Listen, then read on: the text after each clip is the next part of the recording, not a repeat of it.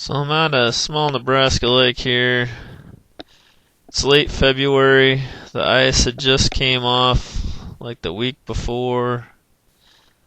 This is my first full day of really fishing the lipless crankbait. I'd caught a few fish on it the day before, so I knew they would bite it.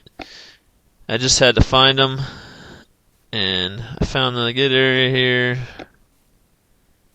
Catch this nice bass. As you can see, they really wanted it. He swallowed it pretty deep.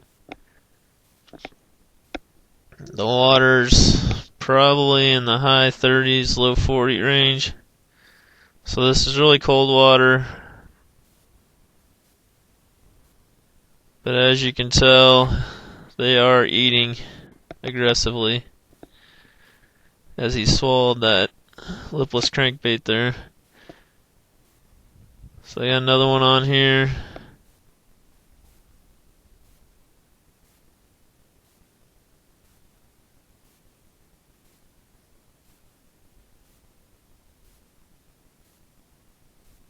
This bank catches a lot of sun, so it's a good place to start in the early spring, because those banks that catch the sun the most part of the day are going to be the warmest. That's where those fish are going to be.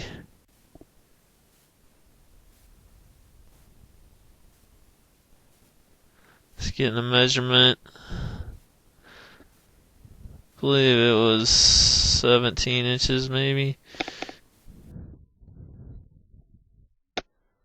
A lot of 15 to 17 inch fish in here.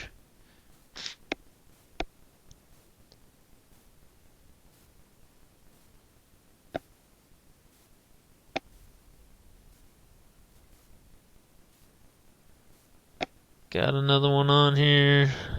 Getting him up, trying to get him through those weeds.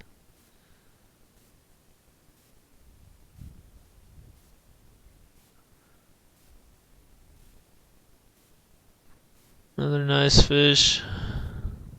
15 or 16 inches. Using a 1/2 ounce red eye shad in, I believe it was chili craw color. It's a red color, and it was working pretty good for me. I'm just throwing it out there, letting it sink down, and then just hopping it along, trying to keep in contact with the weeds without getting snagged in the weeds. Got another one on here.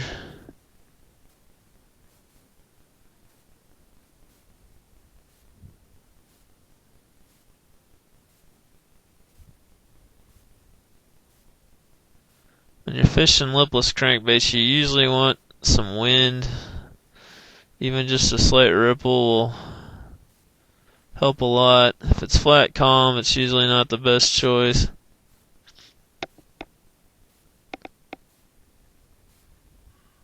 Another 15, 16 inch bass. Back it goes into the lake.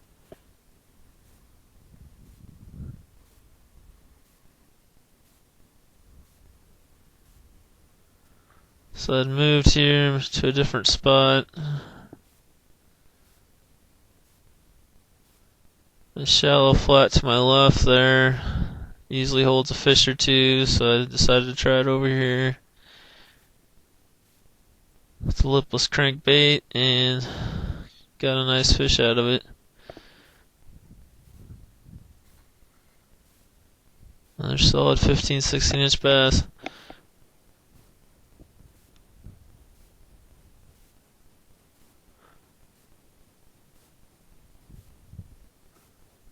Still in the same spot, hooked up again.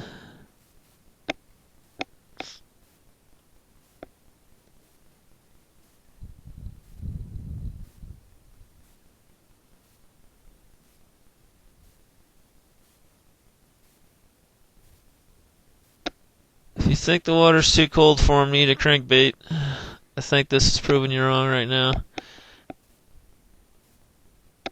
When that first warming trend in early spring, we'll get those fish to really start eating, and they'll eat aggressively. So you can catch them on a lipless crankbait a lot earlier than you would think.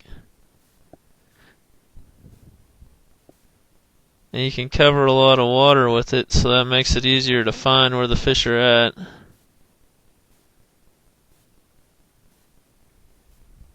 So this is another spot. There's a really big, shallow, weedy flat to my left there. I hooked this big fish. I was hoping it was going to be a bass, but I knew pretty quick it wasn't a bass.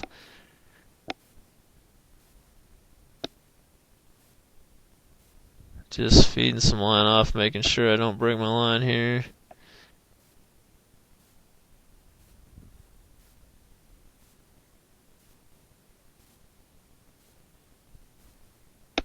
This happens a lot fishing lipless crankbait, especially on shallow, weedy areas. You end up snagging a big carp like this, and all I'm really hoping for here is to get my lure back. I'm only using 8-pound mono here, and with all these weeds, I was worried he was going to get me wrapped up in something, and I was going to end up losing this crankbait, but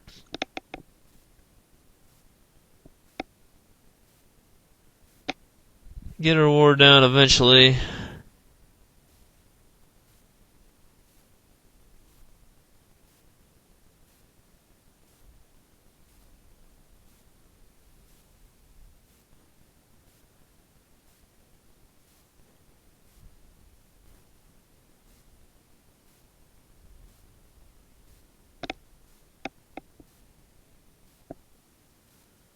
Fish is really pulling as you see me peeling off some line there, hoping to drag out a little bit.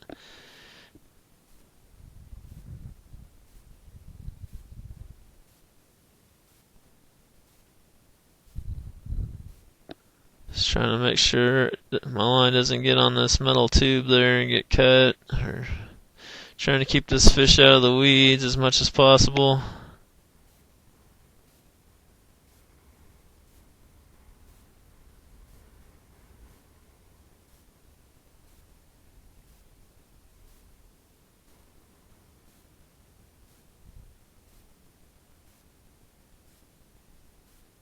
Using a 6.5 foot medium action rod.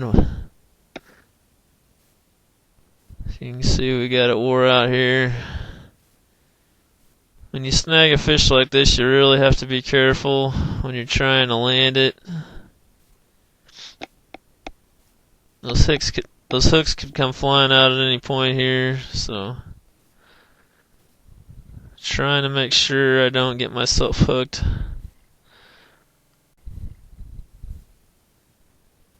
Carp's making one last attempt to get out of here.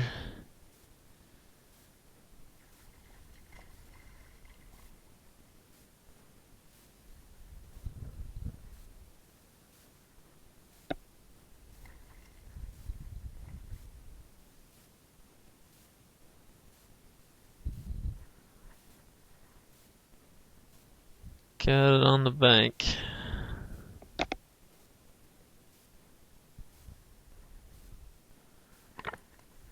That front hook is really stuck in that front dorsal fin there.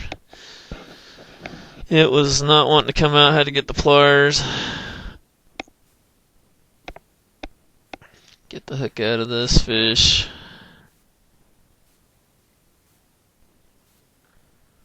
Take a quick measurement of it. This carp's gonna be 27 inches. Estimated around 8 to 10 pounds, somewhere in there.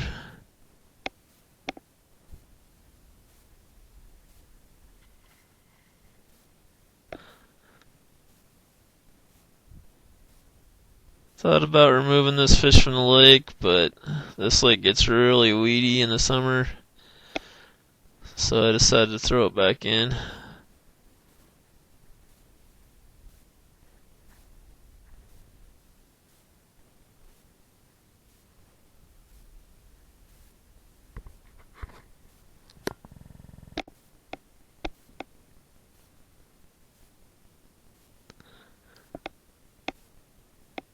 Got another one on. Of course, it's got me in the weeds here. Got it pulled through on the bank. It's another nice fish. 15, 16-inch bass. So that's going to be all for part 1 of this video. Thanks for watching.